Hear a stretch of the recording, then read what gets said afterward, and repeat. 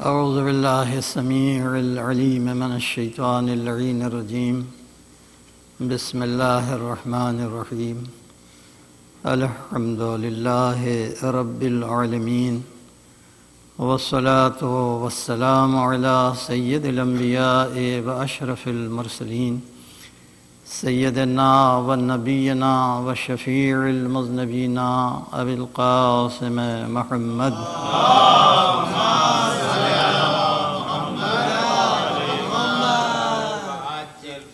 وعلى أهل بيته الطيبين الطاهرين الغر الميامين المعصومين الذين أذهب الله عنهم الرجس وطهرهم تطهيرا.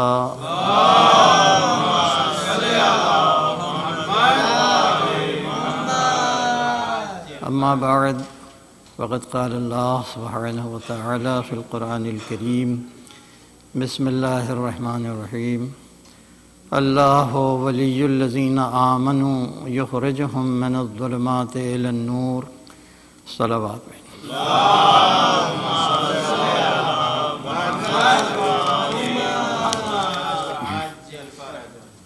آپ حضرات سے گزارش ہے سورہ حمدہ سورہ اخلاص کی تلاوت فرما کے ان مرحومین و مرحومات کی روح کو اصال فرما دیں. سید نصیر حیدر رضوی ابن رمضان علی اور زہر النساء بیگم بنت ولایت حسین.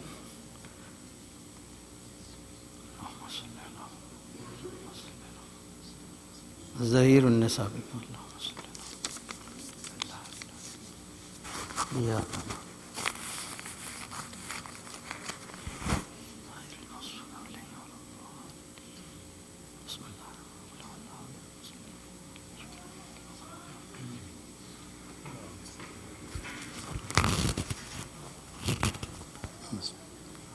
ایک صلوات بھیج دو.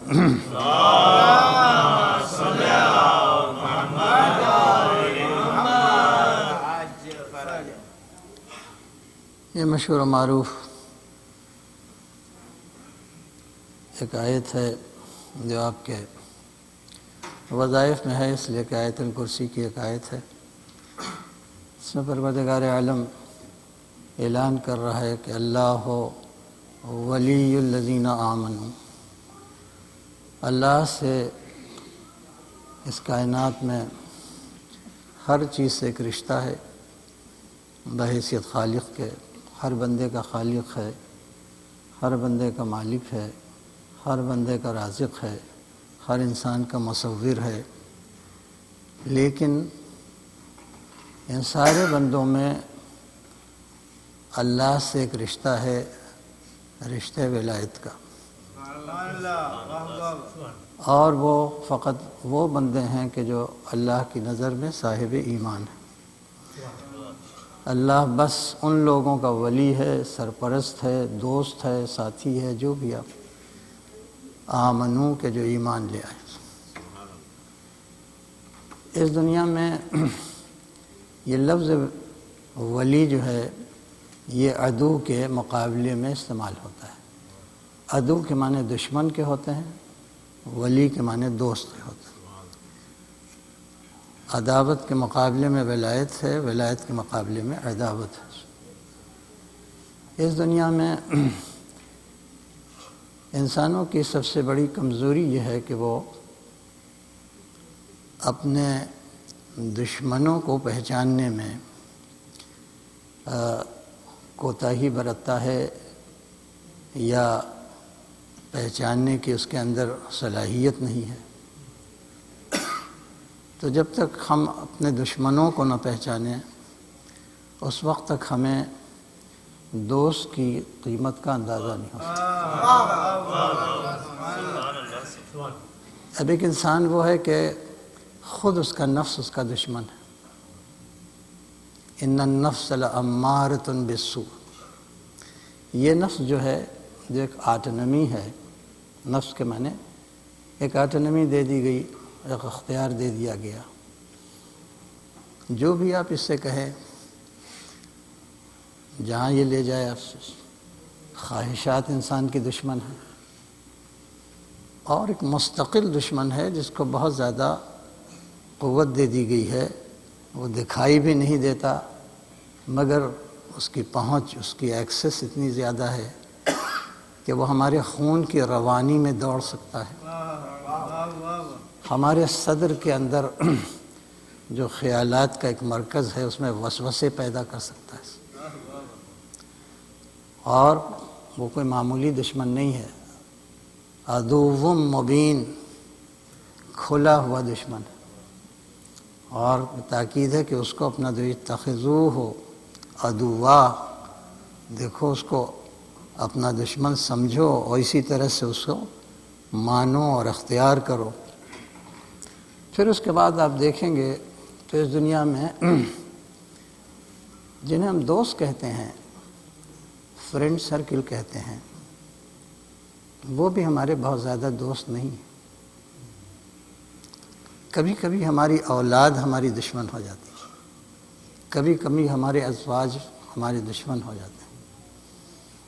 یہ پیئر سرکل، فرینڈ سرکل، یہ سب وہ ہیں کہ جن سے عداوت کا خطرہ ہے، اور سب سے بڑی بات یہ ہے کہ ہمیں محسوس بھی نہیں ہوتا کہ کب دشمنی جاری ہو گئی، ہم اس کے زد میں آ بھی گئے، ہمیں اس بات کا احساس بھی نہیں ہوتا۔ ان حالات میں جب کہ ہم خود اپنے دشمن ہیں، ہمارا نفس ہمارا دشمن، ہمارے خواہشات ہمارے دشمن، ہمارے بہت سے دوست جو ہیں وہ ہمارے دشمن، ہماری بیوی ہے، ہمارے بچے ہیں، وہ سب بھی ایک فتنے کے طور کے اوپر ہیں، تو ایسے ماحول میں ہماری اس دنیا میں سب سے بڑی ضرورت ہے کہ کوئی ایسا ولی مل جائے، کوئی ایسا دوست مل جائے کہ جس کی دوستی ساری دشمنیوں کے سپر بن جائے، اور اس کی دوستی کا فائدہ کیا ہے؟ یہ بھی اسی کے فارغ، اللہ ولی الذین آمنوا، بس اور بس ان کا وہ دوست ہے، ولی ہے، رازق سب کا ہے، خالق سب کا ہے، مالک سب کا ہے، لیکن ولایت کا رشتہ فقط ان لوگوں سے ہے کہ جو صاحبان ایمان ہیں۔ تو اس کی ولایت کا فائدہ کیا ہے؟ یخرجہم من الظلمات الی النور، کہ وہ صاحبان ایمان کو اپنی ولایت کی بنیاد کے اوپر نکال لیتا ہے ظلمات سے، تاریکیوں سے، الی النور، اور نور کی طرف لے جاتا ہے۔ ایک صلوات بھیج دوں۔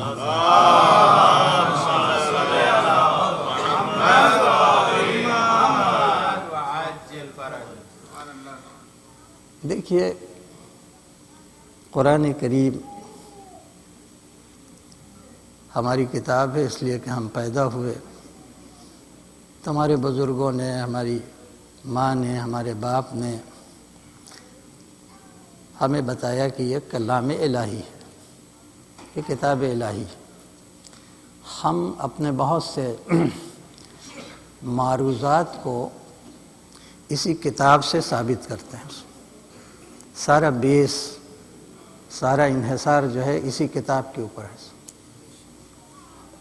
حدیث کی صداقت کا معیار بھی یہی کتاب ہے، معقولات کی صداقت کا معیار بھی یہی کتاب ہے۔ دوسرے مذاہب کے مقابلے میں ہمارے آرگیومنٹس جو ہیں، ہمارے جو دلائل ہیں، وہ بھی اسی کتاب میں منحصر ہیں۔ لہذا سب سے پہلے ہر انسان کو اس بات کی ضرورت ہے کہ وہ یہ یقین پیدا کر لے کہ یہ کتاب الہی ہے، یہ کلام الہی ہے، اس لیے کہ اللہ نے ہمارے دین کو تقلیدی نہیں قرار دیا ہے کہ آباء و اجداد کی تقلید میں جو وہ کہہ رہے ہیں تم بھی ماننے لگو، بلکہ اس دین کو استدلالی دین قرار دیا۔ استدلال، اور ہمارا استدلال کیسا ہے، اس کا امتحان ایک خاص جگہ، اس کے امتحان کے لیے خاص جگہ معین کی ہے کہ اپنی زندگی میں اٹھتے بیٹھتے ٹی وی دیکھتے ہو، نیوز پیپر سوچتے ہو، حالات کا جائزہ لیتے ہو، سیاست کی بساط کے اوپر اٹھک پٹک دیکھتے ہو، اسپورٹس کے میدانوں میں جاتے ہو، انٹرٹینمنٹ کے میدانوں کو دیکھ رہے ہو، اپنی یونیورسٹی میں گئے، اپنے کالجز میں گئے، اپنی پیئر سرکل میں آئے، ان ساری چیزوں کا جو نچوڑ تم نے اخذ کیا، اس کی روشنی میں تم نے وہ راستہ آیا دیکھا کہ جو راستہ تمہیں سیدھے منزل مقصود اور مطلوب سے ملانے والا ہے۔ ہر چیز کی کچھ فاؤنڈیشنز ہوتی ہیں، بنیاد ہوتی ہے، اس بنیادوں کے اوپر عمارت کھڑی کی جاتی ہے۔ تو کم سے کم بنیاد، جس کو مذہب کی اصطلاح میں اصل کہتے ہیں، بنیاد کہتے ہیں، اصول کہتے ہیں، اصول کے معاملے میں تو توحید سے لے کے قیامت تک ہمیں اپنے ذاتی آرگومنٹس کو تیار کر کے، ذاتی دلائل کو مستحکم کر کے اور اپنی شخصیت کا جز بنانا ہے، اپنی شخصیت کا جز بنا دیں۔ اس لیے کہ اسی کے لیے خاص طور سے پروردگار عالم نے ایک جگہ وقف کی ہے کہ جہاں اس بات کی چیکنگ ہوگی، اس کا جائزہ لیا جائے گا کہ تم اپنے عقائد میں کتنے مستحکم ہو۔ اس لیے کہ جب کسی چیز کو ہم خود چھانٹ پھٹک کے اور اختیار کرتے ہیں تو ہمارے اندر وہ قوت و تقویت پیدا ہو جاتی ہے کہ چاہے کتنا ڈراؤنا فرشتہ بھیج کے ہمارا انٹرویو لیا جائے، کتنا محیب فرشتہ آ کے ہم سے پوچھے کہ بتاؤ تمہارا خدا کیا ہے، لیکن دلائل میں ہم مضبوط ہیں تو آنکھوں میں آنکھیں ڈال کے کہیں گے۔ اسی کے لیے تیاری ہے، اور اسی کو قرآن کہتا ہے کہ بڑی غفلت سے تم نے کام لیا، تم نے بڑا اگنور کیا قرآن مجید۔ اس لیے قرآن مجید ایسا نہیں ہے جو کبھی کبھی نکال کے پڑھا جائے۔ اگر آپ واقعی اہل بیت کے مذہب کے اوپر ہیں تو اہل بیت اور قرآن کا ساتھ ایسا ہے کہ اپنی شیلفز میں، اپنی الماریوں میں، اپنے بستر کے سرانے پر وہ رکھ لیجئے، بہت زیادہ نہ پڑھیے، لیکن جتنا پڑھیے، جتنا مختصر پڑھیے، اس پہ اتنا زیادہ سوچ کے اور تب اس کے بعد۔ اس لیے کہ قرآن مجید نے نہ قاری بننے کے لیے کہا ہے، نہ حافظ بننے کے لیے کہا ہے، نہ سب سے مفسر بننے کے لیے کہا ہے۔ سب سے بس ایک اپیل ہے قرآن کی کہ دیکھو، افلا یتدبرون القرآن، قرآن جب اٹھاؤ تو اس پہ تدبر بہت کرو، اس پہ ریفلیکٹ کرو۔ لہذا اس کو اپنی زندگی کا ایک جز بنا لیں کہ کوئی دن ایسا نہ ہو کہ جب قرآن کی کوئی آیت جو ہے جہاں سے بھی آپ نے شروع کیا اس کے اوپر غور نہ ہو، فکر نہ ہو، تو آپ خود دیکھیں گے کہ آپ کو ایسا لگے گا کہ قرآن جیسے دھیرے دھیرے حقائق کے اوپر سے پردہ اٹھاتا چلا جائے، اور آپ کو محسوس ہوگا جیسے یہ آیت آج ہی اتری ہے۔ اس لیے کہ مغرب میں اس کا ایک مزاج بہت اچھا ہے تجسس کا۔ وہ لوگ بائی نیچر اتنے انکویزیٹیو ثابت ہوئے ہیں کہ ہر چیز کے پیچھے WH question, why, where, what, how. لہذا وہ قرآن پڑھ رہے ہیں، اور انہی میں سے ایک شخص نے جو مشہور کتاب ہو گئی لکھا ہے کہ اگر کسی کتاب کو حق ہے کہ وہ اعلان کرے کہ ہم کلام الہی ہیں تو وہ بائبل نہیں ہے، وہ سوائے قرآن کے اور کوئی دوسرا۔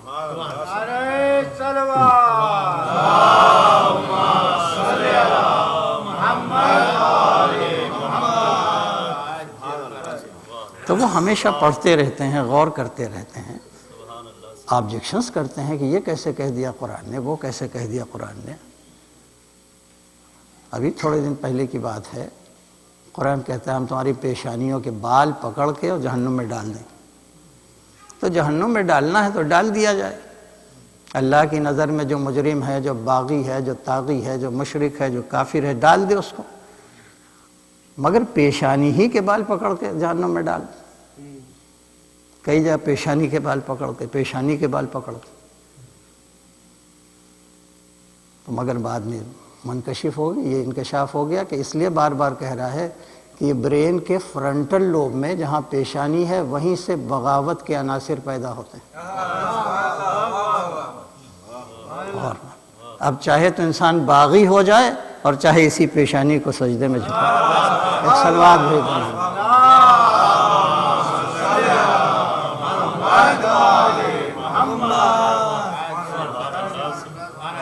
تو قرآن برابر پڑھنے کی چیز ہے۔ پروردگار عالم نے کہا کہ اگر تم صاحب ایمان ہو تو ہم سے تمہارا رشتہ جو ہے وہ ولی ہونے کا ہے، ولایت کا رشتہ ہے، اور اس کا فنکشن، اس کا فائدہ، اس کا وظیفہ، اس کا کام یہ ہے کہ ہماری ولایت جو ہے مومنین کو اندھیروں سے نکال کے اور اجالے کی طرف لے آتی ہے۔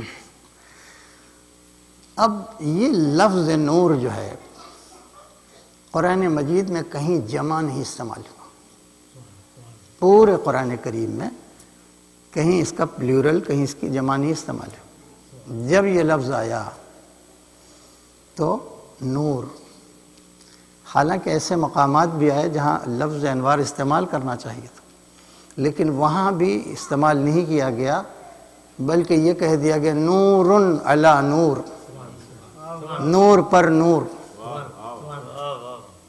تو نور ایک بہت بڑی حقیقت ہے، نور ہماری ایک بہت بڑی ضرورت ہے، نور ایک بہت بڑی نعمت ہے، ہمیں کچھ ملے نہ ملے اگر یہ نور مل جائے تو اس سے بڑھ کے کوئی چیز نہیں۔ اسی لیے پروردگار عالم نے سورہ نور اتارا، سورہ نور اتارا، اور اس میں نور کی جو تعریف بیان کی، آپ اسے پڑھا کہ کلام ہوتا ہے نا، تو کبھی کبھی کلام میں ایک عجیب سا جوش ہوتا ہے، لہر پہ لہر، موج پہ موج، وہی آپ محسوس کریں گے کہ جب نور کا ذکر آیا تو اپنے سے نسبت دی، اللہ نور السماوات والارض مثل نورہ کمشکات فیہا مصباح المصباح فی الزجاجۃ الزجاجۃ کانہا کوکب دری یوقد من شجرۃ مبارکۃ زیتونۃ لا شرقیۃ ولا غربیۃ یکاد زیتھا یضیء ولم تمسسہ نار واللہ یہدی لنورہ من یشاء۔ آپ دیکھیں جیسے ایک آبشار بہہ رہا ہو، موج در موج، کوئی لہر ہو نور کی جو آگے بڑھ رہی ہو۔ تو اب پوری زندگی میں پرسنل لیول کے اوپر ہماری سب سے بڑی ڈسکوری ہوگی اسی نور کو ڈسکور کر لینا، اسی نور کو دریافت کر لینا۔ اگر ہمیں وہ نور دریافت ہو گیا تو اس کے معنی ایک بہت بڑی نعمت ہو گئی، ہمیں حاصل ہو گئی، جو مقصد زندگی تھا وہ حاصل ہو گیا، جو مقصد حیات تھا وہ حاصل ہو گیا۔ بہرحال اب یہی نور جو ہے اس کو پروردگار عالم سورہ نور میں بیان کیا ہے، یعنی اپنی تعریف سے کہیں زیادہ اس نور کی تعریف۔ کیوں؟ اسی لیے کہ ہمیں بھی اگر پہچاننا ہو تو اس نور کو پہچاننا ہو۔ جتنا اس نور کو پہچانو گے اتنا ہی ہم کو پہچانو۔ جس نے اس نور کو نہیں پہچانا اس نے ہم کو بھی نہیں پہچانا، جس نے کم اس نور کو پہچانا اس نے کم ہم کو پہچانا، جس نے زیادہ پہچانا اس نور کو اس نے ہم کو بھی زیادہ۔ ایک صلوات بھیج دو محمد۔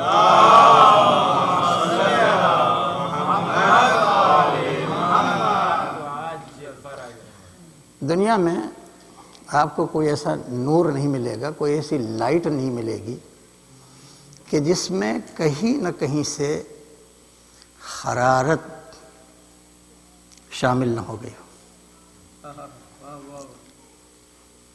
لیکن انہی آیات میں ایک عجیب بات کہہ دی قرآن مجید میں کہ دیکھو چراغ جلائے جاتے ہیں، آگ سے جلائے جاتے ہیں، ماچس سے جلائے جاتے ہیں، شمع سے جلائے جاتے ہیں، لیکن جو آگ سے چراغ جلتا ہے وہ کبھی کبھی جلا بھی دیتا ہے۔ یہ نور ایک ایسا ہے کہ جو آگ سے بچانے کے لیے جلایا گیا ہے، جو خود نہ اپنے کو بچا سکے وہ دوسرے کو کیا بچائے گا؟ لہذا اس نور کو پہچاننے کی کوشش کرو کہ یہ نور کیا ہے۔ تو پروردگار عالم نے اس کی بہت تعریف کی، اور ایک نئے انداز سے، ایک نئی امنگ سے، ایک نئی لہر کے ساتھ سورہ نور میں قرآن مجید نے اس بات کا ذکر کیا۔ اس کی جو خاص خاص باتیں ہیں کہ ایک تو یہ چراغ جو روشن کیا گیا ہے یہ نہ شرقی ہے نہ غربی ہے، نہ اس کا تعلق ویسٹ سے ہے نہ اس کا تعلق ایسٹ سے ہے۔ اب یہ ایک مقام ہے جہاں پہ رکنا پڑتا ہے اس لیے کہ یہ چراغ اس وقت روشن کیا گیا جب نہ مشرق کا وجود تھا نہ مغرب کا وجود تھا۔ غور مائیں، اس لیے کہ مشرق و مغرب جو ہیں جب سیلیسٹیل باڈیز پیدا ہو گئیں، جب زمین و آسمان پیدا ہو گیا، جب سورج و چاند پیدا ہو گئے، اور اس کے بعد جب وہ خاص نظام کے ساتھ، ایک خاص سسٹم کے ساتھ موشن میں آ گئے، تب مشرق بھی پیدا ہوا، تب مغرب بھی پیدا ہوا۔ سورج جہاں سے نکلا وہ مشرق نام ہو گیا، سورج جہاں پہ ڈوبا اس کا نام مغرب ہو گیا۔ لیکن یہ چراغ ایسا ہے، نہ شرقی ہے نہ غربی ہے، یہ اس وقت روشن کیا گیا ہے جب نہ مشرق کا وجود تھا نہ مغرب کا وجود تھا۔ صلوات بھیج دیں محمد۔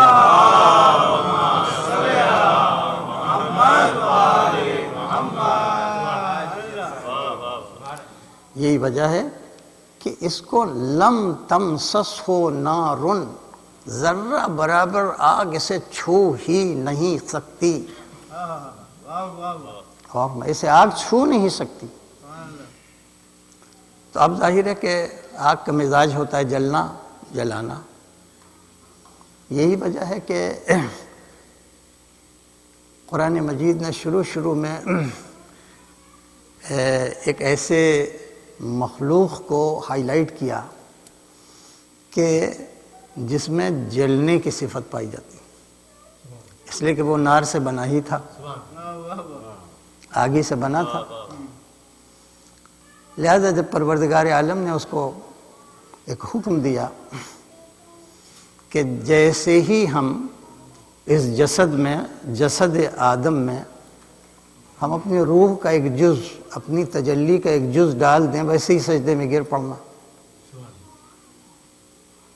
تو جتنے عرش کے رہنے والے تھے سب کے لیے یہ حکم تھا۔ یہ بھی اپنی عبادتوں کی وجہ سے گویا ان کی صفوں تک پہنچ گیا تھا، اور عرش والوں میں اس کا بھی نام تھا، لہٰذا اس کے اوپر بھی یہ حکم جو تھا وہ اپلائی کر رہا تھا۔ مگر قرآن کہتا ہے کہ سب نے سجد الملائکہ، تو اب ال لگا دیا گیا سارے ملائکہ، پھر اس کے بعد ایک لفظ آئے کلہم، پھر ایک لفظ آئے اجمعین، اتنا زیادہ کہ کوئی ذہن میں تصور نہ رہ جائے کہ کوئی ایک فرشتہ بھی اس حکم کا محکوم نہیں تھا اور اس نے سجدہ نہیں کیا۔ سجدہ الملائکۃ کلہم اجمعین، سارے ملائکہ نے سجدہ کیا الا ابلیس۔ اب یہ مستثنیٰ سوائے ابلیس کے۔ کیا ہوا؟ استکبرا، اکڑ گیا کہ ہم تو نہیں کریں گے، وکان من الکافرین، اور وہ تھا ہی کافرین میں سے۔ تو جن واقعات کو قرآن ہائی لائٹ کرتا ہے نا، وہ روک کے اس پر غور کرنے کی ضرورت ہوتی ہے۔ تو اب اس سے پوچھا پروردگار عالم نے کہ استکبرتا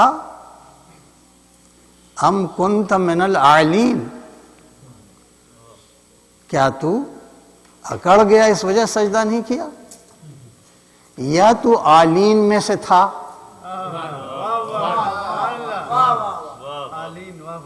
آلین جمع ہے عالی کی، عالی واحد ہے اور اس کی جمع ہے آلین. تو اس کے معنی جب یہ واقعہ ہوا اس سے پہلے کچھ ہستیاں موجود تھیں اور وہ اس حکم کی محکوم نہیں تھیں. یہی تو ہے. یا تو اکڑ گیا اس لیے سجدہ نہیں کیا، یا تو عالین میں سے ہے. تو اس کے معنی عالین وہ لوگ تھے کہ جن کی بلندی اتنی تھی اللہ کے بعد، جن کا مرتبہ، جن کی عظمت، جن کی بلندی اتنی تھی کہ وہ بس اور بس خدا ہی کے سجدے کے لیے پیدا کیے گئے تھے. اگر آدم کو سجدہ کرتے تو عالی سافل ہو جاتا، اعلیٰ اسفل ہو جاتا. تو خدا نے پوچھا تو عالین میں سے؟ تب اس نے یہ تو نہیں کہا کہ میں عالین میں سے ہوں، خاموش ہے. یہ نہیں کہا کہ میں عالین میں سے ہوں. اور اس کی خاموشی دلیل ہے کہ عالین کے وجود پر اس کا بھی ایمان تھا، مگر اس نے ایک راستہ نکالا. وہ کہا کہ تو نے مجھے آگ سے پیدا کیا ہے، آدم کو مٹی سے پیدا کیا ہے، اور بہرحال آگ جو ہوتی ہے وہ مٹی سے افضل ہے. اب یہ اس کا قیاس تھا، یہ اس کی ہائپوتھیسس تھی. اور ظاہر ہے ہائپوتھیسس جو ہوتی ہے وہ تھیسس سے بھی چھوٹی ہوتی ہے، فیکٹ تک تو پہنچ ہی نہیں سکتی. آپ جانتے ہیں دنیا تحقیق میں پہلے ہائپوتھیسس ہوتی ہے، قیاس ہوتا ہے، شاید ایسا ہو شاید ویسا ہو، پھر اس پہ اور ریسرچ ہوتی ہے تو تھیسس بنتی ہے، اور پھر تھیسس جب جا کے کنفرم ہو جاتی ہے تو فیکٹ بنتی ہے. لہذا اس نے اپنی لیول پہ قیاس کر لیا کہ آگ افضل ہے اور مٹی جو ہے مفضول ہے اس سے. اس لیے بہرحال اتنا صحیح کہا تھا کہ اگر افضل ہے تو افضل کو مفضول کا سجدہ نہیں کرنا چاہیے. اور یہ کہہ کے اس نے عالین کو جسٹیفائی کیا ایک طریقے سے کہ وہ افضل ہیں اگر تو وہ اس حکم میں نہیں ہیں. لہذا کہا کہ یہ کہاں سے قیاس کر لیا تو نے کہ آگ جو ہے وہ افضل ہے اور خاک جو ہے وہ مفضول ہے. بہرحال آپ اچھی طرح جانتے ہیں کہ آگ بھی ایک انرجی ہے، ہیٹ بھی ایک انرجی ہے، لیکن اس کے مقابلے میں جو کانسٹرکٹیو پوٹینشل خاک کا ہوتا ہے وہ اس کا نہیں ہوتا.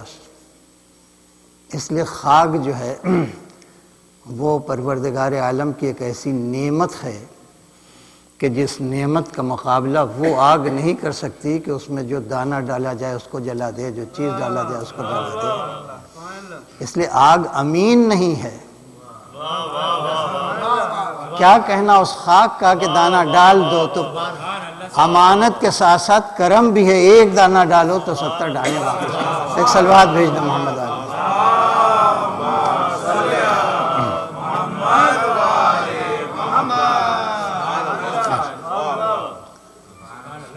تو پروردگار عالم نے صاحبان ایمان کی ولایت کا اعلان کیا، ان کی سرپرستی، ان کی حاکمیت، ان کی دوستی کا اعلان کیا. اور اس کا سب سے بڑا فائدہ یہ ہے کہ ہم تمہیں ظلمات سے نکال لیں گے، اس لیے کہ تاریکیاں بہت سی ہیں. تاریکیاں بہت سی ہیں. تاریکیاں بہت سے معنی کہ نور کی ایک ایکسس ہے کہ جو ایمان سے اور اللہ تک سیدھی جاتی ہے، اور اس ایکسس سے ڈیویشنز بہت سے ہوئے ہیں. توحید سے ڈیویشن ہوا تو اس تاریکی کا نام شرک پڑ گیا، رسالت سے ڈیویشن ہوا تو اس تاریکی کا نام کفر پڑ گیا ہے، ایمان سے ڈیویشن ہوا اس کا نام. تو تاریکیاں بہت سی ہیں. جتنی تاریکیاں آج دنیا میں پھیلی ہوئی ہیں ان کے سورسز کو آپ انلسٹ کریں، اس کی فہرست بنائیں تو بڑی بڑی تاریکیوں کے سورسز ملیں گے کہ انسان کہاں کہاں بھٹک رہا ہے، ان اندھیروں میں بھٹک رہا ہے. اس لیے کہ یہ جو فزیکل لائٹ ہے اس کا کمال بس اتنا ہے کہ جب یہ روشن ہو جائے تو زمین کے نشیب و فراز کو واضح کر دے. کہاں گڈھا ہے، کہاں ہموار زمین ہے، کہاں پہاڑ ہے، کہاں پیڑ ہے، کہاں پانی ہے، کہاں خشکی ہے، لیکن اس نور میں یہ صلاحیت نہیں ہے کہ وہ حق کو واضح کرے باطل کے مقابلے. اس نور میں اس کی لائٹ میں یہ کمال نہیں ہے کہ یہ خیر اور شر کو واضح کر دے، ہدایت اور ضلالت کو کر دے. تو ہمیں اصل میں اس نور کی ضرورت ہے کہ جس میں یہ کمال پایا جاتا ہو کہ جب اس کا چراغ جلتا ہو یا اس کی روشنی مل جاتی ہو یا اس کا سورج طلوع ہوتا ہو تو ہمیں حق بھی صاف نظر آتا ہو، باطل بھی صاف نظر آتا ہو. ایک صلوات بھیج دے محمد.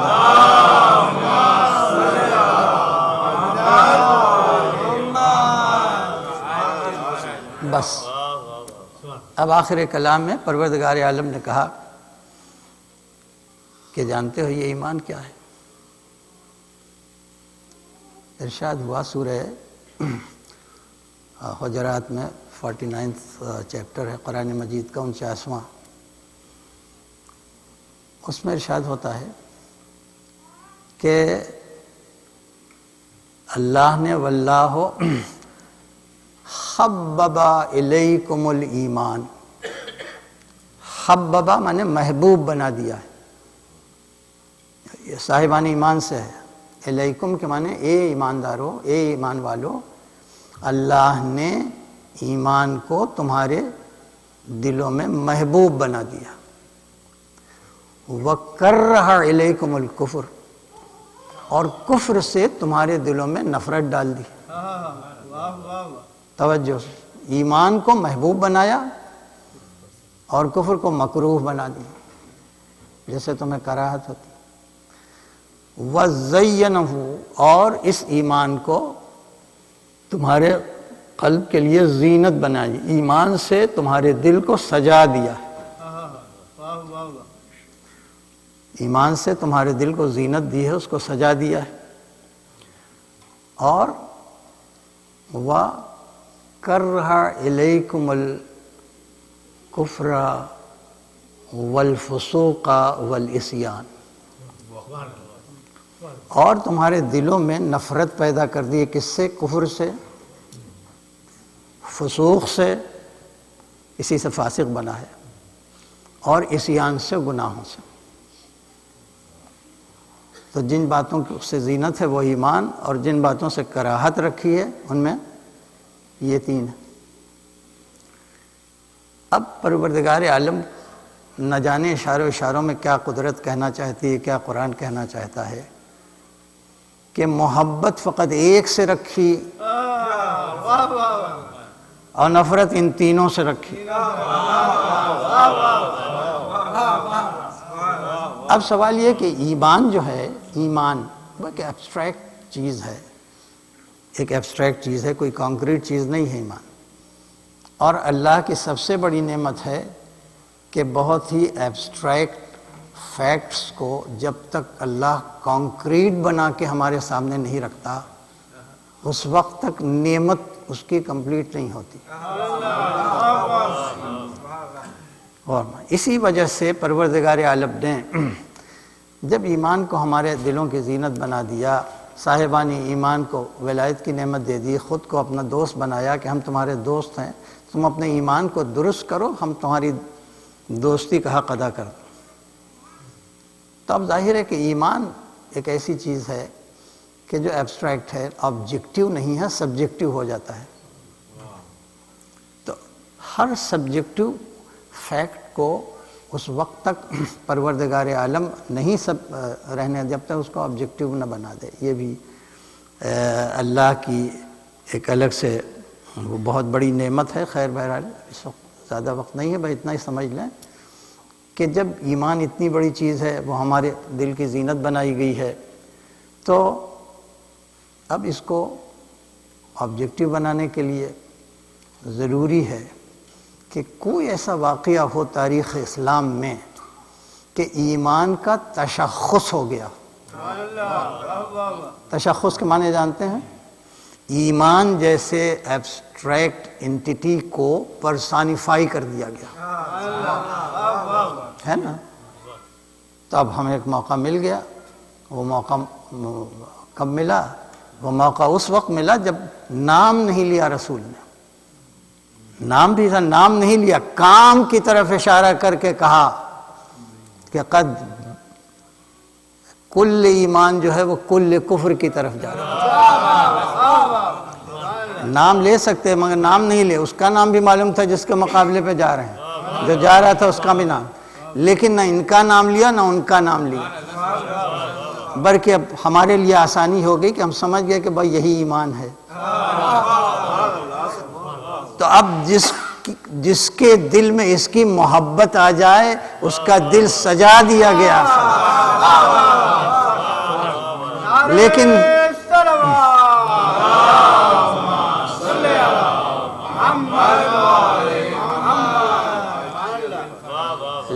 یہ سجاوٹ اس وقت تک مکمل نہیں ہے جب تک کراہت سے بالکل آزاد نہ کر دی جائے۔ اور اسی واسطے اس محبت کے لیے ضروری ہے کہ نہ کفر سے محبت ہو، نہ فسوق سے محبت ہو، نہ عصیان سے محبت ہو، ان تینوں سے برات کر لو تو اس بات کے حقدار ہو جاؤ کہ اس کو اپنے دلوں میں سجا کے رکھو۔ ایک صلوات بھیجے محمد۔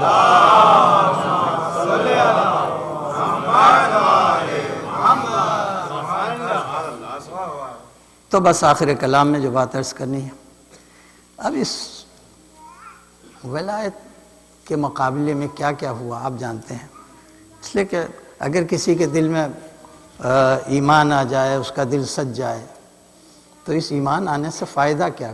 کوئی میٹیریل فائدہ تو ملا نہیں۔ ایمان آ گیا، کون سا تخت مل جائے گا اس سے؟ کون سی ویلتھ مل جائے گی اس سے؟ کون سی دولت مل جائے گی اس سے؟ کون سا بڑا محل مل جائے گا اس سے؟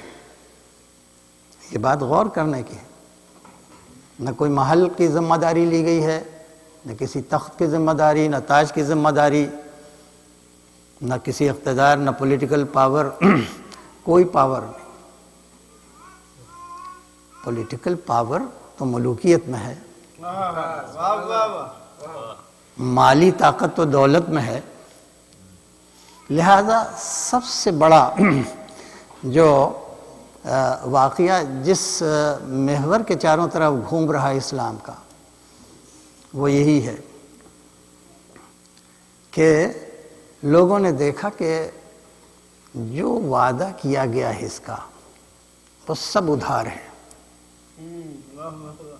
اور یہ دنیا نقد ہے، کیش ہم کو مل جاتا ہے۔ یہ بہت ہمیں اپنے دل میں بھی ٹٹولنا چاہیے کہ کہاں تک ہم جو ہیں وہ آخرت پر یقین رکھتے ہیں، اس لیے کہ آخرت بہت بڑا ایشو ہے یونیورسٹیز میں، انٹلیکچوئلز کے سامنے، فلاسفرز کے، سائنٹسٹ کے سامنے۔ یہ کوئی آسان بات نہیں ہے، بڑے بڑے آرگومنٹس ہیں، بڑی بڑی کتابیں ہیں آخرت کے خلاف، منکرین آخرت نے لکھی ہیں، اور بڑے اسٹیٹس کے لوگ ہیں جنہوں نے لکھی ہیں، اور ہمارے تو یہ جو ولایت کا فائدہ ہے یہ سب ادھار ہے، اور جس جہاں میں دینے کا وعدہ کیا پتہ نہیں ہے بھی کہ نہیں ہے، کہاں کی حماقت میں پڑے ہوئے ہو؟ ارے کیش مل رہا ہے تمہیں، یہی کی دولت، یہی کی حکومت، یہی کے سارے پاورز مل رہے ہیں، تو ہم کوئی بیوقوف ہیں کیا کہ جو نقد کو چھوڑ کے ادھار کی طرف چلے جائیں؟ لہذا اسلام کی ہسٹری جو ہے اسی تذبذب کے راستے پہ آگے بڑھی، پس و پیش تھا، آخرت ہے کہ نہیں ہے، آخرت ہے کہ نہیں ہے، غور ہمارے ہیں، لہذا جو سامنے مل رہا تھا اسے لے لیا۔ اب اس کی تفصیل ہمیں نہیں بیان کرنا، آپ مجھ سے بہتر جانتے ہیں، اور بگڑتی چلی گئی، ایمان کی دنیا جو ہے وہ بگڑتی چلی گئی۔ اب بگڑتے بگڑتے صرف ہاف اے سینچری لگی ہے، صرف 50 سال لگے۔ سن 11 ہجری میں رسول دنیا سے اٹھ گئے، اس میں 50 سال اور جوڑ دیجئے تو کتنے ہو گئے؟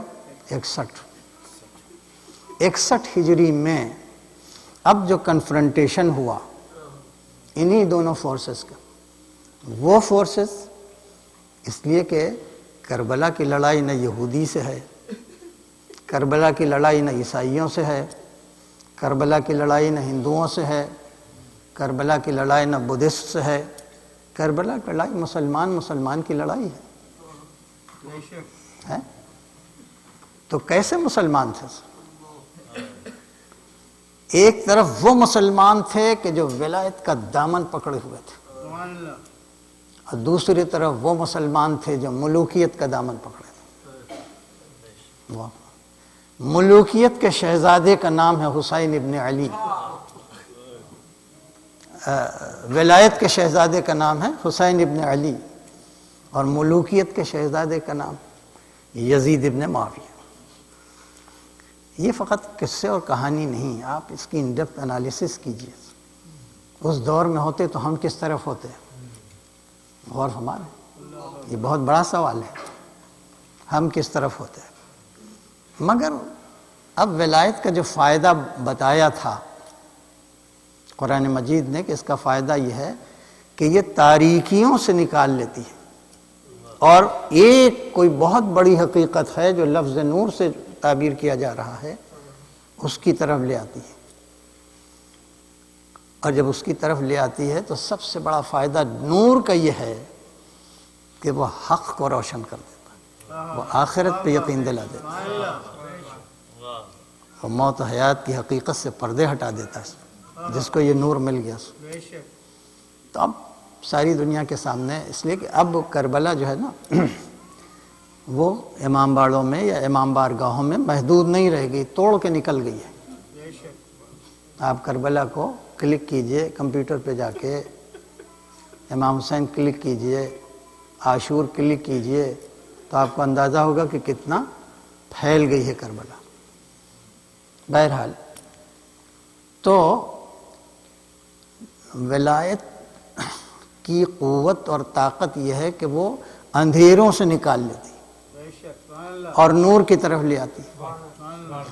لیکن اس وقت جو وارث ولایت ہے، جو ولی وقت ہے، اس کے پاس کچھ نہیں ہے لوگوں کو اپنی طرف اٹریکٹ کرنے کا، کوئی چیز نہیں امام حسین کے پاس۔ ارے جس کے پاس ایک قطرہ پانی نہ ہو، وہ کس بنیاد کے اوپر کھینچ؟ یہ بات سوچنے کی کچھ نہیں حسین کے پاس، سب کچھ یزید کے پاس ہے۔ جتنا مٹیریل ایفلوئنس، مٹیریل پاور ہو سکتا ہے وہ سب یزید کے پاس۔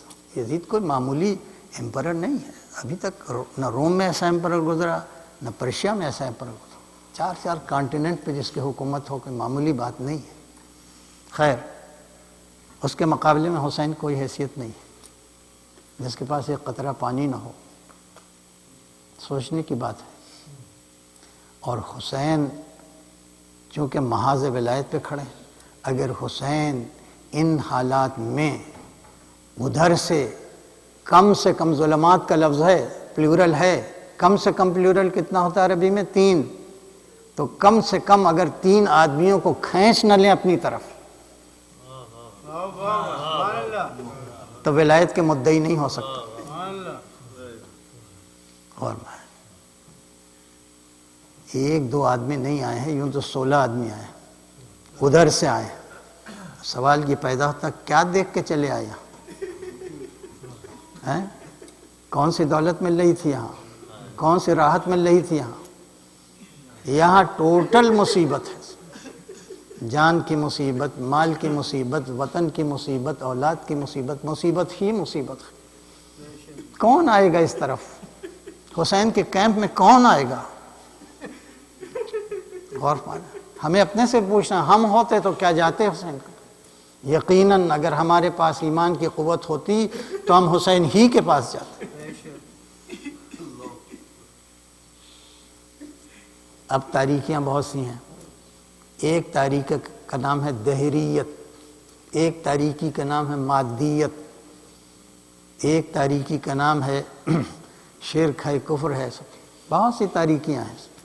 1-2 آدمی نہیں ہیں، 16 آدمی ادھر سے آئے، لیکن 3 مشہور ہو گئے ہیں، جو 3 ایک تاریکی کا نام یزیدیت ہے، ایک تاریکی کا نام عثمانیت ہے، ایک تاریکی کا نام عیسائیت ہے۔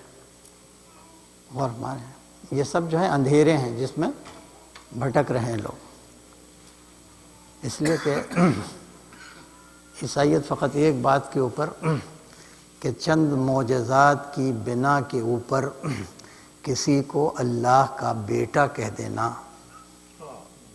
مردے کو زندہ کر دیتے تھے، اس میں کوئی شک نہیں ہے۔ چند معجزات، بڑے بڑے معجزات کی بنا کے اوپر کسی کو اللہ کا بیٹا کہہ دینا، یہ وہ تاریکی ہے جس تاریکی کا کوئی جواب نہیں۔ اور اسی طرح سے ایک زمانے میں بنی امیہ کے پاس دولت بھی آ گئی تھی، حکومت بھی آ گئی تھی، اور آپ اگر تاریخ اٹھا کے پڑھیں تو پورا اسٹیٹ جو تھا بنی امیہ کے قبضے میں آ گیا تھا، اور بنی امیہ کا مایہ ناز ایک فرد تھا جس کا نام حضرت عثمان ہے۔ اپنے خاندان کے جتنے حاکم تھے سب اسی کے خاندان کے تھے، ہر صوبے کا حاکم بنی امیہ کا، ہر صوبے کا حاکم بنی امیہ کا۔ نتیجہ یہ ہوتا تھا کہ جو غلہ پسند آتا تھا اس کو وہ جو زمین پسند آتی تھی اس کو ہڑپ لیتے تھے، جو عورت پسند آتی تھی اس کو ہڑپ لیتے تھے۔ ریولٹ ہو گیا ان کے زمانے میں۔ حضرت عثمان کے مدینے لوگ آ گئے اور تل بھر رکھنے کی جگہ نہیں تھی، گھیر لیا اس پیلس کو یا گھر کو، گھیر لیا، اور اتنا بھی نہیں، اس بات پہ بھی راضی نہیں تھے کہ پانی پہنچے وہاں تک، اتنا ظلم عام ہو گیا تھا۔ اس اندھیرے کا نام ہے عثمانیت۔ تاریخ میں آپ پڑھیں تو ایک اندھیرے کا نام ہے عیسائیت، ایک اندھیرے کا نام ہے عثمانیت، اور ایک اندھیرے کا نام یزیدیت ہے۔ بڑے بڑے اندھیرے ہیں یہ۔ امام حسین نے جب اپنی طرف کھینچنا شروع کیا تو یزیدیت کے اندھیرے سے حر کو اپنی طرف، عثمانیت کے اندھیرے سے زہیر کو اپنی طرف کھینچا، عیسائیت کے اندھیرے سے وہاب کو اپنی طرف کھینچا۔ بس بات ختم ہو گئی۔ ولایت میں یہ طاقت ہے کہ اگر ایمان ہے تو کھینچ لینے کی طاقت ہے۔ میں تفصیل میں نہیں جاؤں گا، حر کو کیسے کھینچا، وہاب کو کیسے کھینچا، غور فرما رہے ہیں۔ زہیر ابن قام کی داستان بڑی حسین ہے، آپ اٹھا کے دیکھیں، مجھے کسی کی طرف نہیں جانا ہے، مگر ایک کرسچین فیملی ہے، بس اسی پہ بات کو ختم۔ ایک عیسائی فیملی ہے، اور وہ عیسائی فیملی جو ہے وہ جذبات میں جکڑی ہوئی فیملی ہے۔ جذبات میں بڑی طاقت ہوتی ہے۔ آپ اندازہ کریں، ماں ایک بہت بڑے جذبے کا نام ہے پوری دنیا میں۔ مامتا یا مدرہڈ جو ہے وہ ایک بہت اسٹرانگ ایموشن کا نام ہے، بہت اسٹرانگ سینٹیمنٹ کا نام ہے۔ ایک عدد ماں ہے اس میں، اور ایک عدد جوان ہے اس میں، اسی کا بیٹا ہے جو بالکل اپنی ینگ ایج میں ہے، بالکل کڑیل جوانی کا عالم ہے۔ ایک اسی کی بیوی ہے۔ اب یہ تینوں باتیں بہت سخت جذبات میں جکڑی ہوئی۔ ماں جکڑی ہوئی ہے ممتا کے جذبات میں، اور عورت جکڑی ہوئی ہے شوہر کے پیار کے جذبے میں۔ جو لڑکا ہے وہ بہت ینگ ہے، بہت جوان ہے، کڑیل جوانی کا عالم ہے، وہ بھی اپنی بیوی کی محبت کے اس میں جکڑا ہوا ہے۔ لیکن ایک چھوٹا سا قافلہ ہے، یہ عیسائی قافلہ جو ہے 3 انڈیویجولز پر، 3 افراد کے اوپر مشتمل ہے۔ اس میں سے تھوڑے فاصلے کے اوپر امام حسین کا قافلہ جا رہا ہے۔ ماں بار بار واچ کر رہی، دیکھ رہی ہے کہ اماریوں پہ عورتیں بیٹھی ہیں، آگے آگے ایک کو جوان ہے جو تلایا پھر رہا ہے، چھوٹے چھوٹے بچے ہیں ہماریوں میں عورتوں میں، اور ان تمام چیزوں کے باوجود دیکھیے اسی کو نور کہتے ہیں. نور اصل جس کی طرف اشارہ ہے وہ ہوتا ہے کہ جو مصیبت میں بھی لوگوں کے چہروں سے اور فیسز سے ریڈیٹ کرنے لگے. کل عیسائیت بھی جب مباہلے میں آئی تھی تو اسی ریڈیشن کی وجہ سے مانا تھا کہ یہ سچے ہیں. اب پہاڑ سے آج یہ قافلہ جا رہا ہے, بار بار ماں دیکھ رہی, بچوں کی صورت دیکھتی ہے تو مردوں کی صورت دیکھتی ہے تو ایک عجیب سا نور ہے, ایک عجیب سی معنوی روشنی ہے کہ جس کا امپیکٹ پڑتا ہے اس کے اوپر. اور وہ بلاتی ہے اپنے بیٹے کو, بڑے کلیجے کا کام ہے. اب بلانے کے بعد اپنے بیٹے سے کہتی ہے وہاب ذرا سا پتہ لگاؤ یہ کس کا قافلہ ہے, اس قافلے کا سردار اور سالار کون ہے, اور یہ پتہ لگا لینا کہ یہ لوگ کہاں سے آ رہے ہیں اور کہاں جا رہے ہیں. ماں کا فرماتا. عیسائیت کی تعریف کی ہے قرآن مجید نے کہ بڑے نرم دل کے ہوتے ہیں, ان کے اخلاق اچھے ہوتے ہیں. ظاہر ہے کہ کرسچن فیملی کا ایک لائق بیٹا ہے. ماں نے جیسے ہی کہا فوراً چلا گیا, اور جانے کے بعد پتہ لگایا کہ اس قافلے کا قافلہ سالار کون. معلوم یہ ہو کہ حسین جو ہیں اس کے سربراہ ہیں. دوسرا سوال کہاں سے آ رہے ہیں, کہا کہ ہم سب اپنے وطن سے آ رہے ہیں. کہاں جا رہے ہیں, کہ ہم سب اپنے مقتل جا رہے ہیں. کہاں وطن اور کہاں مقتل, بس یہ لفظ مقتل جو تھا لکھا ہے کہ آنے کے بعد وہاب نے فوراً اپنی ماں سے کہا ماں اس قافلے سے دور ہٹ کے چلو.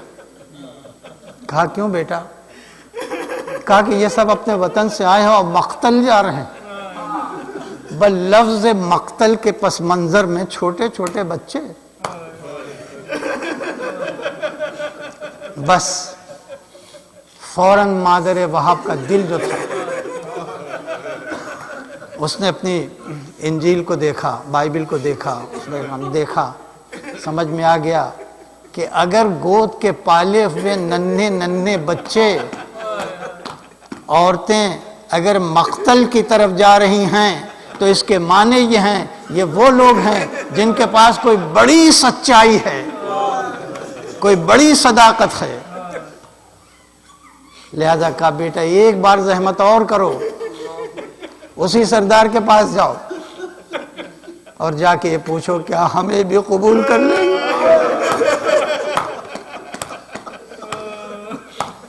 17 دن ہوئے تھے, بیاہ کے لا رہی تھی, 17 دن میرج کے ہوئے تھے. راستے میں قافلہ پڑ گیا اور یہ واقعہ آ گیا. جاؤ سردار سے پوچھو ہمیں بھی قبول کر لے. پھر گیا اور جانے کے بعد کہا کہ ہاں اگر تم ہمارے دین سے راضی ہو تو ہم قبول کر لیں. کل میں اسلام پڑھا. اب اس کے بعد دونوں ساتھ ساتھ چلے. شب عاشورہ تو شب عاشور میں خیمے لگے, کیمپس لگے ہوئے تھے لوگوں کے. صاحب کا کیمپ, اس کے خیمے الگ تھے. تو ماں اور بیٹے کا خیمہ الگ تھا, اور وہب جو ہے اس کی بیوی کا خیمہ الگ تھا. ماں کا خیمہ الگ تھا اور یہ بیٹے اور بہو کا خیمہ الگ تھا. اور لکھا ہے کہ شب عاشور در خیمہ پر آ کے بڑی دیر تک انتظار کرتی رہی ماں. وہب نہیں نکلا, وہب نہیں نکلا, وہب نہیں نکلا. ایک بار دیکھا کہ وہب اپنے خیمے سے باہر آیا, وہ ماہی کے خیمے کی طرف. وجہ سے آمنا سامنا ہوا. ماں نے کہا وہب تو نے آنے میں بڑی دیر کر دی.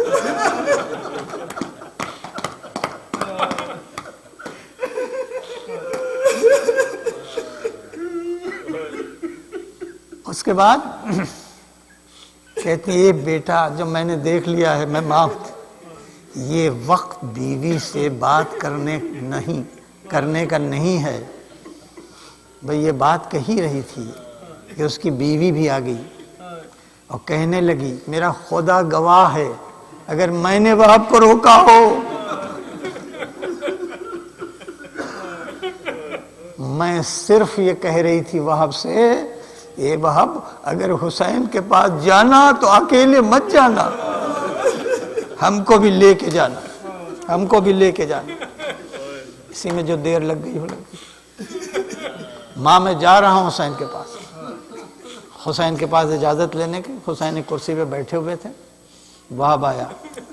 ایک بار حسین نے سر سے پیر تک دیکھا، ظاہر ہے کہ کتنا ینگ رہا ہوگا، کتنا جوان رہا ہوگا، اس کی شادی بھی ہوئی۔ وہ اجازت مانگ رہا، مجھے مرنے کی اجازت دیجیے، مجھے نصرت کی اجازت دیجیے۔ تو لکھا ہے کہ حسین نے ہاتھ اٹھا دیا آسمان کو، پالنے والے یہ کون سا وقت آ گیا کہ 17 دن کے بیاہے مجھ سے مرنے کی اجازت۔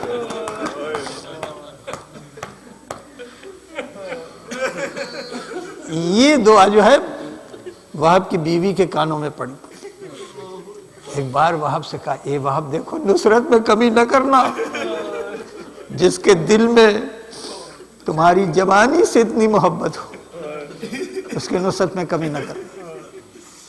کہا نہیں، اجازت مل گئی ہے امام حسین نے اجازت، لیکن وہاب جا نہیں رہا ہے مقتل۔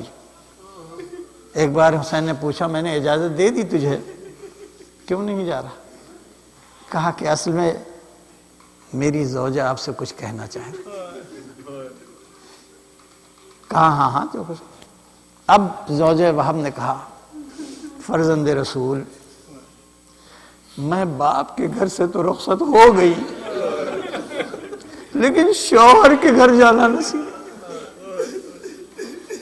درمیان میں مقتل پڑ گیا، اور مجھے یقین ہے کہ آپ کی نصرت کے بعد میرا شوہر جنت میں جائے گا۔ میں صرف اس لیے آئی ہوں کہ آپ وہاب سے اتنی ضمانت لے لیں کہ جب تک میں آ نہ جاؤں اس وقت تک جنت میں جائے۔ امام حسین نے کھل کے ضمانت لی، کہا میں مالک جنت ہوں، میں سردار جنت ہوں، کیا مجال ہے وہاب کی کہ بغیر تیرے چلا جائے۔ اب وہاب ادھر گئے لڑنے کے لیے، زوجہ ہے وہ ادھر آ رہی۔ تھوڑی دیر کے بعد زخمی ہو کے وہاب آیا سر سے پیر تک، اور ماں کے خیمے کے دروازے پہ کھڑا ہو گیا۔ ماں نکلی، ماں نے سر سے پیر تک بیٹے کو زخمی دیکھا، کہا ماں خوش ہو گئی؟ ایک بار ماں نے کہا نہیں میں ہرگز خوش نہیں ہوئی، میں نے تجھے زخمی ہونے کے لیے نہیں، میں نے تجھے مرنے کے لیے بھیجا۔ وہاں پھر گیا، لڑتے لڑتے ایک بار گھوڑے سے گرا، دشمن نے اس کا سر کاٹ کے اسی طرف پھینکا، اور وہ بالکل سامنے ماں کے آ کے گرا۔ اولاد کی محبت جوش مارنے لگی۔ ایک بار ماں نے بڑھ کے اپنے بیٹے کا سر اٹھایا، تھوڑی دور پیار کر کے خیال آیا میں نے تو یہ راہ خدا میں قربان کر دیا، پھر یہ سر جو ہے اسی طرف پھینک دیا۔ لیکن بیوی سے نہ رہا گیا، اس نے ایک چوب خیمہ لے کے اس کے قاتل کے اوپر حملہ کرنا چاہا، مگر ادھر سے تیر آیا، زوجہ وہاب گری۔ جب حسین آئے تو یہی کہا مبارک ہو تجھے، اب وہاب اکیلا نہ جائے گا، اب تو سيعلم الذين ظلموا أي منقلب ينقلبون الہی بحق الزہراء و ابیہا و بعلہا۔ بار الہ محمد و آل محمد کا واسطہ ہم سب کو اعمال صالحہ کی توفیق عطا فرما، جو بیمار ہیں ان کو شفاء کامل و عاجل عطا، جو حج و زیارات کے مشتاق ہیں مشرف فرما، امام کے ظہور میں تعجیل فرما، ہمیں ان کے اعوان و سال میں شمار ہونے کی توفیق عطا فرما۔ ایک بار اور زحمت کر کے اور ان مرحومین کی روح کو اصال فرما دیں۔ سید نصیر حیدر رضوی، ابن رمضان علی اور ظہیر النساء بیگم، ابن ولایت حسین، رحمہ اللہم صلی اللہ اللہم صلی اللہ الحمدللہ رب العالمین ایاک نعبد و ایاک نستعین غیر المغضوب علیہم ولا الضالین قل هو اللہ احد اللہ الصمد قل حسین حسین حسین حسین حسین حسین حسین حسین حسین حسین حسین حسین حسین حسین حسین حسین حسین چلائی روح فاطمہ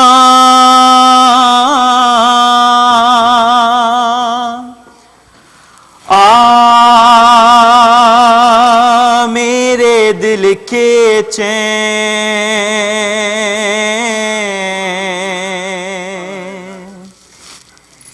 چلائی روح فاطمہ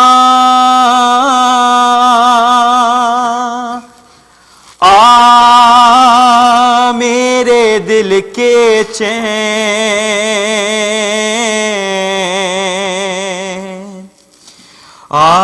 میرے حسین میرے حسین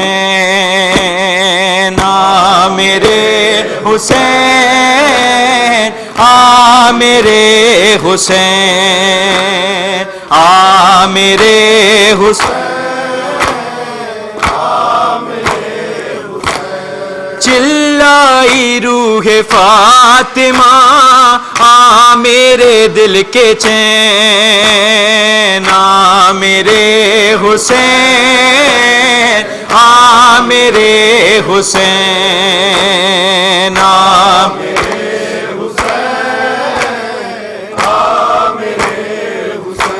ارے ماں نے پالا ہے بڑے جھوگ گوا کر تجھ کو چکیاں پیسی ہے گودی میں بٹھا کر تجھ کو جاگتی رہتی تھی پہلو میں سلا کر تجھ کو میرے حسین میرے حسین میرے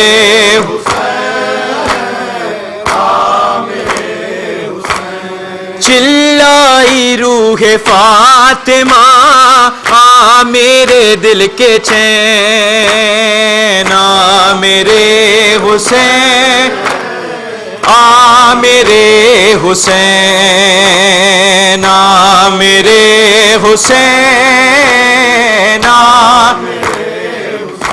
ارے میرے لال میری گود کے پالے آجا آخری بار یہ ماں دل سے لگا لے آجا اپنی آغوش میں ماں تجھ کو چھپا لے آجا میرے حسین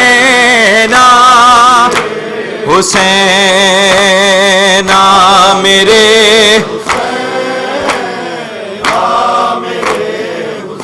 ارے تیرے زخموں کو ماں صاف کرے آنچل سے میرا ہر اشک تیرے دل کے لیے مرہم ہے تجھ کو سینے سے لگا لوں تو سکون مل جائے میرے حسین میرے حسین میرے حسین ارے تو ہے پیاسا میں تیری پیاس بجھا دوں آجا تیرے زخموں میں بھری خاک نکالوں آجا تجھ کو ظالموں کی نگاہوں سے چھپا لوں آجا میرے حسین میرے حسین میرے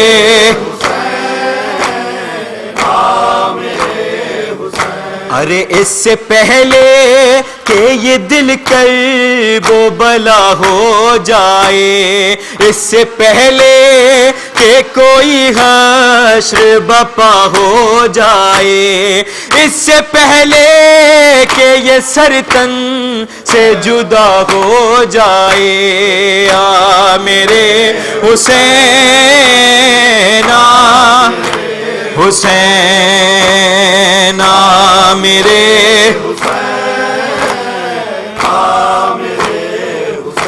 ارے مضطرب دل ہے میرا اور قلم بھی مظہر، جب صبح اب میرے مولا پہ چلا تھا خنجر، فاطمہ زہرا صدا دیتی رہی رو رو کر، آ میرے حسین آ میرے حسین آ میرے حسین آ میرے حسین آ میرے حسین آ میرے حسین، ستم کی ہو گئی ہے انتہا رسول کے بعد، ستم کی ہو گئی ہے انتہا رسول کے بعد، ستم کی ہو گئی ہے انتہا رسول کے بعد، چلی ہے مانگنے حق فاطمہ رسول کے بعد، ستم کی ہو گئی ہے انتہا رسول کے بعد، ستم کی ہو گئی ہے انتہا رسول کے بعد، رسول زادی کھڑی کیوں رہی سرے دربار، رسول زادی کھڑی کیوں رہی سرے دربار، یہ کون تخت پہ بیٹھا رہا رسول کے بعد، ستم کی ہو گئی ہے انتہا رسول کے بعد، ستم کی ہو گئی ہے انتہا رسول کے بعد، وہ جرم کیا تھا کہ جس پر علی کو گلیوں میں، وہ جرم کیا تھا کہ جس پر علی کو گلیوں میں رسن سے باندھ کے کھینچا گیا رسول کے بعد، ستم کی ہو گئی ہے انتہا رسول کے بعد، ستم کی ہو گئی ہے انتہا رسول کے بعد، وہ جا کے شہر سے باہر پدر کو روتی رہی، وہ جا کے شہر سے باہر پدر کو روتی رہی، کسی نے گھر میں نہ رونے دیا رسول کے بعد، ستم کی ہو گئی ہے انتہا رسول کے بعد، ستم کی ہو گئی ہے انتہا رسول کے بعد، شکستہ ہو گیا کیسے بطول کا پہلو، شکستہ ہو گیا کیسے بطول کا پہلو، بتاؤ ظلم یہ کس نے کیا رسول کے بعد، ستم کی ہو گئی ہے انتہا رسول کے بعد، ستم کی ہو گئی ہے انتہا رسول کے بعد، کوئی بتائے ہمیں کیوں بطول کے گھر سے، کوئی بتائے ہمیں کیوں بطول کے گھر شروں نے کیا ہی صدا رسول کے بعد ستم کی ہو گئی یہ انتہا رسول کے بعد ستم کی ہو گئی یہ انتہا رسول کے بعد ظفر نبی کے گھرانے پہ ڈھاکے ظلم و ستم ظفر نبی کے گھرانے پہ ڈھاکے ظلم و ستم سجائی جانے لگی کربلا رسول کے بعد ستم کی ہو گئی انتہا رسول کے بعد ستم کی ہو گئی انتہا رسول کے بعد ستم کی ہو گئی انتہا رسول کے بعد